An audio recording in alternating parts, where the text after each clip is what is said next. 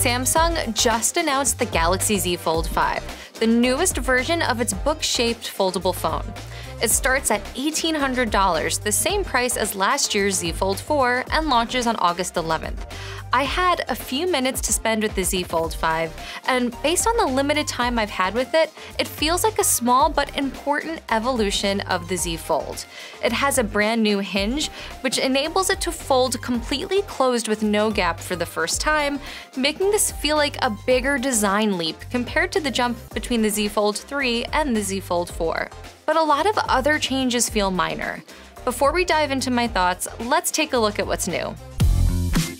The redesigned hinge, which is present in both the Z Fold 5 and the new Z Flip 5, make it so that there's no gap when the phone is closed. This might not sound like a big deal, but it does make the phone feel more sleek and uniform.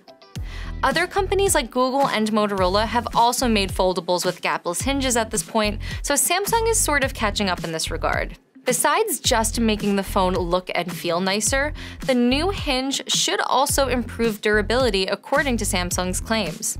That's because there are fewer moving parts in the hinge. Both phones are also coated in Corning Gorilla Glass Victus 2, which should hopefully make them more drop resistant. While the crease is still very visible on the Galaxy Z Fold 5, it does feel a little flatter, which is also probably thanks to the new hinge. The other major change with the Z Fold 5 is its new processor, the Qualcomm Snapdragon 8 Gen 2 for Galaxy.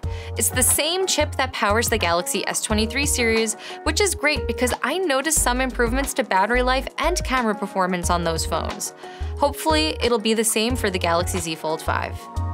Samsung also made the internal screen on the Z Fold 5 brighter at 1,750 nits. I already find the displays on Samsung's phones to be brighter than other Android phones, so I'm looking forward to seeing if this makes a difference. There's also a new S Pen for the Galaxy Z Fold 5 that's thinner than the previous one, although you'll still have to buy it separately. The camera setup is the same as the Z Fold 4, although I'm expecting to see some improvements thanks to the new chip. Overall, the Galaxy Z Fold 5 feels like a refined version of what we saw last year.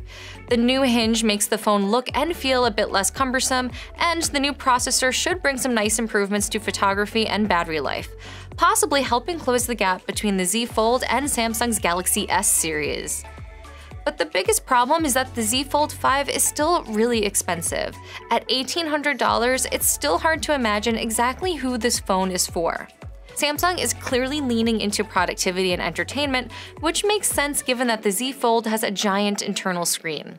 But I imagine that price still puts it out of reach for many people. We'll know more about the Z Fold 5 once we've had more time with the device. So what do you think of Samsung's new foldable phone? Let me know in the comments. And don't forget to follow CNET for more Samsung coverage. You can also find more details about the Galaxy Z Fold 5 in my written story.